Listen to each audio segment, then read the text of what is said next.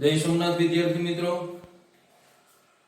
આગલા લેક્ચરની અંદર આપણે નિરપેક્ષ શૂન્ય તાપમાન આદર્શ વાયુનું અવસ્થા સમીકરણ અને આપણો પાઠ એટલે કે દ્રવ્યના ઉષ્મીય ગુણધર્મોની પ્રસ્તાવના એટલે કે એનું બેઝિક ભણ્યા. આપણે નિરપેક્ષ શૂન્ય તાપમાન કઈ રીતે આવે, સેલ્સિયસ થી કેલ્વિન થી સેલ્સિયસ, સેલ્સિયસ થી કેલ્વિન, સેલ્સિયસ થી ફેરનહીટમાં એ રૂપાંતરિત કેવી રીતે થાય એ બધું આપણે ભણ્યા. હવે આજનો આપણો પ્રશ્ન છે ઉષ્મીય પ્રસરણ સમજાવો. જોજો શું પ્રશ્ન છે, ઉષ્મીય પ્રસરણ. હવે ઉષ્મીય પ્રસરણ એટલે શું, પહેલા તો એની ચર્ચા આપણે કરીએ. તો આપણે દ્રવ્યની મુખ્ય ત્રણ અવસ્થાઓ ભણીએ. આ ત્રણ અવસ્થાઓ છે ઘન, પ્રવાહી અને વાયુ. બરાબર છે? આ ત્રણ અવસ્થાઓ દ્રવ્યની આપણે ભણીએ બેઝિક. બરાબર? આ ઘન, પ્રવાહી અને વાયુ ત્રણેયનું જો તમે તાપમાન વધારો, ત્રણેયનું સેમ તાપમાન વધારો તો એનું કદ છે એ વધે, અને જો તમે આનાથી વિપરીત એટલે કે તાપમાન ઘટાડો તો એ ઘન, પ્રવાહી કે વાયુ ત્રણેયનું કદ છે એ ઘટે. આ ફેક્ટ વસ્તુ છે. એ પછી તમે ઘન લ્યો, પ્રવાહી લ્યો કે વાયુ લ્યો, એનું તાપમાન વધારશો તો કદ વધશે, તાપમાન ઘટાડશો તો કદ ઘટશે. ઘન માટે તમને એક ઉદાહરણ આપું. દાખલા તરીકે તમારી પાસે ઘન પદાર્થની અંદર ધાતુનું ઢાંકણાવાળી બરણી છે. શું છે? ધાતુના ઢાંકણાવાળી બરણી. એ ઢાંકણું છે એકદમ સખત રીતે બંધ છે, ખુલતું નથી. બરાબર? તમારા મમ્મીએ તમને આપ્યું કે ભાઈ આ ખોલી દે તો જરાક ઢાંકણું, પણ ખુલતું નથી. તો ઘન પદાર્થનું તાપમાન વધારતા એનું કદ વધશે. એટલે તમે એ ઢાંકણું ન ખુલતું હોય ને ફૂલ ગરમ પાણી કરી અને એમાં થોડીક વાર મૂકશો ને એટલે એ આમ સખત રીતે જ્યાં જોડાયેલું હશે થોડુંક એવું કદ એક્સપાન્ડ થશે, એટલે તમે ઢાંકણું છે આસાનીથી ખોલી શકશો. એમાં કદ કઈ એવડું ઢાંકણું હોય તો એવડું ન થાય, પણ એ થોડું એક્સપાન્ડ થાય. બરાબર છે? તો આ ઘનનું ઉદાહરણ, ધાતુ બરણી હોય તો બરણીનું સખત રીતે ઢાંકણું હોય ને ખોલવું હોય તો ગરમ પાણીમાં મૂકતા એનું તાપમાન વધશે, તાપમાન વધશે એટલે એ ઢાંકણું આસાનીથી ખુલી જશે. બરાબર છે? પ્રવાહીની અંદર, જો ઘનની અંદર આપણે શું ઉદાહરણ આપ્યું તો કે ધાતુના ઢાંકણાવાળી બરણી. બરાબર છે? પ્રવાહીની અંદર આપણી પાસે છે જ, આપણે ભણી ગયા આ વસ્તુ, પ્રવાહી થર્મોમીટર. આપણે ખબર છે કે પ્રવાહી થર્મોમીટરને ઠંડા પાણીમાં મૂકતા હતા તો પારો ને આલ્કોહોલ નીચે આવતો હતો એટલે એનું કદ ઘટતું હતું. ગરમ પાણીમાં મૂકતા હતા તો પારો ને આલ્કોહોલ બે ઉપર ચડતા હતા. ઇટ મીન્સ કે એનું કદ વધતું હતું. તો પ્રવાહીનું ઉદાહરણ શું છે? પ્રવાહી થર્મોમીટર. વાયુ, તો વાયુનું ઉદાહરણ શું હોઈ શકે? વાયુનું તમને એક બેઝિક ઉદાહરણ આપું. દાખલા તરીકે તમારી પાસે ફુગ્ગો છે. આ કર્યા જેવું પ્રવૃત્તિઓ કરાય. ફુગ્ગાને તમે ઠંડા ઓરડામાં ફૂલાવો. જોજો, થોડો બહુ નહીં ફૂલાવો, ઠંડા ઓરડામાં થોડો ફૂલાવો. પછી તમે એને ગરમ ઓરડામાં લઈ જાઓ. ફુગ્ગાને ક્યાં લઈ જાઓ? ગરમ ઓરડામાં. ઠંડા ઓરડામાં થોડો ફૂલાવી અને ગરમ ઓરડામાં લઈ જાઓ તો ફુગ્ગો છે એ પૂર્ણ રૂપે ફૂલશે. શું થશે? પૂર્ણ રૂપે ફૂલશે. ઇટ મીન્સ કે ઠંડા ઓરડામાં તાપમાન દાખલા તરીકે આપણું હતું 20 અંશ સેલ્સિયસ. બરાબર છે? ત્યાંથી ગરમ ઓરડામાં લઈ આવ્યો, એનું તાપમાન છે દાખલા તરીકે 31 અંશ સેલ્સિયસ. બરાબર? એટલે આ ઠંડુ છે. ઠંડામાંથી ગરમમાં એટલે વાયુનું પણ કદ શું થશે? વધશે. ફુગ્ગાની અંદર વાયુનું કદ વધશે એટલે વાયુ એક્સપાન્ડ થશે, ફુગ્ગો કેવો થશે? મોટો થશે. બરાબર છે? તો આ મેં તમને ત્રણ ઉદાહરણ દ્વારા સમજાવ્યું કે ઘન, પ્રવાહી કે વાયુ એનું તાપમાન વધારશો તો કદ વધશે, તાપમાન ઘટાડશો તો કદ ઘટશે. બરાબર? પછી આના પ્રસરણ આંકો થોડાક આવે. પ્રસરણ આંકો ઉષ્મીય પ્રસરણનો જે એક ભાગ છે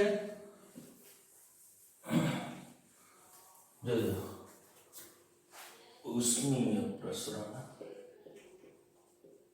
સમજાવો. એની અંદર પેલા આપણું છે રેખીય પ્રસરણાંક એટલે શું એ સમજાવવાનું. આપણે કેના વિશે સમજાવવાનું? રેખીય પ્રસરણાંક. તો રેખીય પ્રસરણાંક એટલે જો પદાર્થનું તાપમાન વધારતા પદાર્થની લંબાઈ વધે તો રેખીય પ્રસરણ થયું હોય તેમ કહેવાય. માત્ર શું વધી?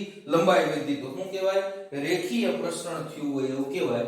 અને રેખીય પ્રસરણનું સૂત્ર છે delta L upon L is equal to alpha L delta T. આ રેખીય પ્રસરણનું સૂત્ર છે. જ્યાં બધા વિશે થોડુંક માહિતી આપું તો ડેલ્ટા L લંબાઈમાં વધારો, L છે શું છે? મૂળ લંબાઈ, alpha L is equal to કહેવાય એને રેખીય પ્રસરણાંક. જો ખાસ ધ્યાનમાં રાખજો છોકરા, અલ્ફા એટલે શું કહેવાય? રેખીય પ્રસરણાંક. અને delta T is equal two તાપમાનમાં ફેરફાર. બધાયમાં હું નહીં લખું, આમાં એકમાં લખી દઉં છું. બરાબર?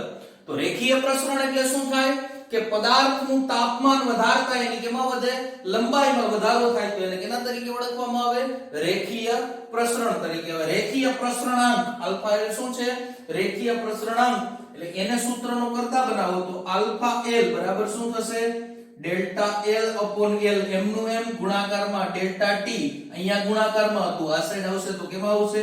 ભાગાકારમાં, એટલે 1 upon ડેલ્ટા T. તો આ રેખીય પ્રસરણાંકનું આપણે સૂત્ર મળી ગયું. Delta L is equal to alpha L is equal to delta L upon L into 1 upon delta T. ચલો પછી બીજું આપણું પ્રસરણાંકમાં છે પૃષ્ઠ પ્રસરણ. શું છે? પૃષ્ઠ પ્રસરણ. તાપમાન વધારતા પદાર્થનું ક્ષેત્રફળ વધે તો એને કેના તરીકે ઓળખવામાં આવે? પૃષ્ઠ પ્રસરણ. એટલે જોજો ક્ષેત્રફળ વધે પણ આમાં તમે આમ પણ કહી શકો કે જો પદાર્થનું તાપમાન વધારતા તેની લંબાઈ અને પહોળાઈ વધે તો પૃષ્ઠ પ્રસરણ થયું હોય તેમ કહેવા. બરાબર છે? જો પદાર્થનું તાપમાન વધારતા શું વધે? લંબાઈ અને પહોળાઈ. બરાબર? લંબાઈ અને પહોળાઈ એટલે બે પ્રકારની લંબાઈ વધી. એટલે આ બેઝિક સૂત્ર આ. એટલે ડેલ્ટા અહીંયા L ની જગ્યાએ ક્ષેત્રફળ છે એટલે શું આવશે? Delta A upon A is equal to બે પ્રકારની લંબાઈ વધી એટલે 2 alpha L delta T. બરાબર છે? એટલે હવે 2 alpha L એટલે તમે એને આમે કહી શકો 2 alpha L is equal to alpha A પૃષ્ઠ પ્રસરણાંક. બરાબર? એટલે અહીંયા કિંમત મૂકો તો શું થશે? ડેલ્ટા A ના છેદમાં A is equal to alpha A delta T. તો આ પૃષ્ઠ પ્રસરણનું સૂત્ર થઈ ગયું. આમાં શું દરેક શું દર્શાવે તમને હવે ખબર પડવી જોઈએ. અહીંયા ડેલ્ટા L લંબાઈમાં વધારો તો અહીંયા ડેલ્ટા A ક્ષેત્રફળમાં વધારો. L એ મૂળ લંબાઈ તો અહીંયા A એ મૂળ ક્ષેત્રફળ. બરાબર છે? આલ્ફા L રેખીય પ્રસરણાંક તો આલ્ફા એ પૃષ્ઠ પ્રસરણાંક ડેલ્ટા T તો તાપમાનનો શું છે? ફેરફાર જ છે. આમાંથી પણ તમે જો આલ્ફા A ને સૂત્રનો કરતા બનાવો તો આલ્ફા A બરાબર શું થશે? ડેલ્ટા A upon A ગુણાકારમાં 1 upon ડેલ્ટા T. બરાબર છે? ત્રીજું આપણું છે કદ પ્રસરણ. જોજો ક્યાં પહોંચ્યા આપણે? કદ પ્રસરણ. બરાબર? તો કદ પ્રસરણનું થાય જો પદાર્થનું તાપમાન વધારતા પદાર્થની લંબાઈ, પહોળાઈ અને ઊંચાઈ વધે તો કદ પ્રસરણ થયું હોય તેમ કહેવાય. બરાબર છે? શું વધે? લંબાઈ, પહોળાઈ અને ઊંચાઈ ત્રણેય. એટલે કદ પ્રસરણનું સૂત્ર થશે delta v upon v is equal two, અહીંયા બે પ્રકારની લંબાઈ વધી, અહીંયા કેટલી વધી? ત્રણ પ્રકારની લંબાઈ. એટલે શું થશે? 3 આલ્ફા l ડેલ્ટા t. અહીંયા 3 alpha l is equal to alpha v is equal two શું કહેવાશે? કદ પ્રસરણ આંક. એટલે 3 આલ્ફા l ની જગ્યાએ આલ્ફા v મૂકો તો ડેલ્ટા v ના છેદમાં v is equal to alpha v delta t. બરાબર છે? આલ્ફા v ને સૂત્રનો કરતા બનાવો તો alpha v is equal to delta v upon v ગુણાકારમાં 1 અપોન ડેલ્ટા t. બરાબર છે? તો આપણે ત્રણ પ્રકારના પ્રસરણ મળ્યા. એક છે રેખીય પ્રસરણ, બીજું છે પૃષ્ઠ પ્રસરણ અને ત્રીજું છે કદ પ્રસરણ. એના ઉપરથી આપણે સૂત્ર તાર્યા રેખીય પ્રસરણાંક, કદ પ્રસરણાંક, પૃષ્ઠ પ્રસરણાંક અને કદ પ્રસરણાંક. આવા ત્રણ આપણે સૂત્રો તાર્યા. બરાબર છે? હવે પછીનો આપણો પ્રશ્ન છે છોકરાઓ, વાયુઓ માટે આ પૂછાશે 2 માર્ક્સમાં. ધ્યાન રાખજો, આઈએમપી પ્રશ્ન છે, હું લખી દઉં. બરાબર? વાયુઓ માટે કદ પ્રસરણાંક આલ્ફા v નું સૂત્ર મેળવો. કેના માટે મેળવવાનું છે? વાયુઓ માટે કદ પ્રસરણાંક આલ્ફા v નું સૂત્ર. હવે ઘન અને પ્રવાહી કરતા, જોજો, ઘન અને પ્રવાહી કરતા વાયુઓમાં કદ પ્રસરણ વધારે થાય છે. આનું કદ પ્રસરણ કેવું હોય? વધારે. કેના કરતા? ઘન અને પ્રવાહી કરતા. તેથી વાયુઓ માટે કદ પ્રસરણ આંકના મૂલ્યો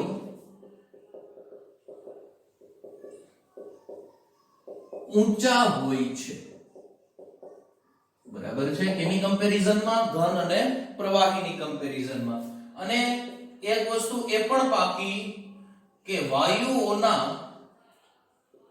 કદ પ્રસરણ આંકના મૂલ્યો, વાયુઓનો કદ પ્રસરણ આંકનું મૂલ્ય વાયુઓ માટે લખીએ, કદ પ્રસરણ આંકનું મૂલ્ય તાપમાન પર આધારિત છે. જો કેના ઉપર આધારિત છે? તાપમાન ઉપર. શું કામ? એ આપણે આગળ સાબિત કરીએ સૂત્ર, એટલે તમને ખબર પડશે. બરાબર? એટલે વાયુઓ માટે કદ પ્રસરણ આંકનું સૂત્ર મેળવવા આદર્શ વાયુના અવસ્થા સમીકરણનો ઉપયોગ કરતા, આદર્શ વાયુનું અવસ્થા સમીકરણનો આપણે ઉપયોગ કરીએ. આદર્શ વાયુનું અવસ્થા સમીકરણ શું છે? PV μ R T. સમીકરણ નંબર 1 આપો. બરાબર? હવે જો હું આમ લખું કે અચળ દબાણ, હું કેવું કરી દઉં? અચળ કરી દઉં. એટલે P કોન્સ્ટન્ટ, તો ફેરફાર વેરીએબલ શું? Delta V is equal two સામેની સાઈડ μ R તો કેવા છે? કોન્સ્ટન્ટ. એટલે μ R variable of delta T. Equation number 2. બરાબર છે? P delta V μ R delta T. બરાબર?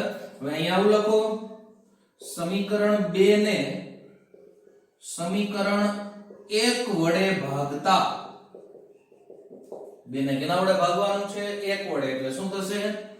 P ડેલ્ટા V એના છેદમાં PV is equal to μ R delta T એના છેદમાં મ્યુ આર ટી બરાબર PP cancel mu R cancel એટલે હું વધ્યું શું આપણી પાસે ડેલ્ટા V ના છેદમાં V is equal to delta T ના છેદમાં T બરાબર છે ડેલ્ટા T ને આપણે સામેની સાઈડ લઈએ તો શું થશે ડેલ્ટા V upon V ગુણાકારમાં 1 upon delta T is equal two શું વધ્યું 1 upon T બરાબર છે હવે આ તો આપણે ક્યાંક ભણ્યા આના બરાબર કિંમત છે શું છે વાયુઓ માટે કદ પ્રસરણાંક આમાં ડેલ્ટા V upon V ગુણાકારમાં 1 upon delta T is equal to alpha V એટલે શું થયું alpha V is equal two 1 upon T મેં તમને કીધું હતું કેના ઉપર ડિપેન્ડન્ટ છે તાપમાન ઉપર કદ પ્રસરણાંકનું મૂલ્ય કેના ઉપર ડિપેન્ડન્ટ છે તાપમાન ઉપર અને આપણું ઇક્વેશન નંબર 3 આ alpha V is equal two 1 upon T કોઈ પણ આદર્શ વાયુ માટે સાચું છે ઇટ મીન્સ કે જે વાયુ ઊંચા દબાણે અને નીચા તાપમાને છે એના માટે કોઈ પણ માટે આ સાચું પડે alpha V is equal two 1 upon T પછી થોડી કમ્પેરિઝન છે બુક ની અંદર કે આલ્ફા V વાયુઓ માટે છે 3.7 into 10 raised to -3 per Kelvin બરાબર અને ઘન અને પ્રવાહી માટે આલ્ફા V છે 3300 ગુણાકારમાં 10 ની -6 પર કેલ્વિન 3300 ગુણાકારમાં 10 ની -6 પર કેલ્વિન ઇટ મીન્સ કે આ આલ્ફા V વાયુઓ માટે જે આલ્ફા V છે એ ઘન કરતા ઘણું શું દર્શાવે ઊંચું મૂલ્ય દર્શાવે તો જો અહીંયા -6 ઘાત છે અહીંયા કેટલી છે -3 એટલે આ મૂલ્ય કેવું થશે મોટું થશે એટલે વાયુઓના કદ પ્રસરણાંક ઘન અને પ્રવાહી કરતા કેવા હોય છે વધારે હોય છે બરાબર હવે પછીનો ટોપિક આપણે કોઈ સમઘન માટે આલ્ફા L અને આલ્ફા V ની સરખામણી કરવાની છે અને પછી આગળ ઉષ્મા વહન ઉષ્મા નયન ઉષ્મીય વિકિરણ ગ્રીન હાઉસ અસર એટલે શું પાણીનું અનિયમિત કદ પ્રસરણ એટલે શું ન્યૂટનનો શીતનનો નિયમ એટલે શું સ્ટીફન બોલ્ટ્ઝમેન અચળાંક એટલે શું વિનનો સ્થળાંતરનો નિયમ શું આ બધું આપણે ભણવાનું છે એ આપણે નેક્સ્ટ પીરિયડોની અંદર ભણશું બરાબર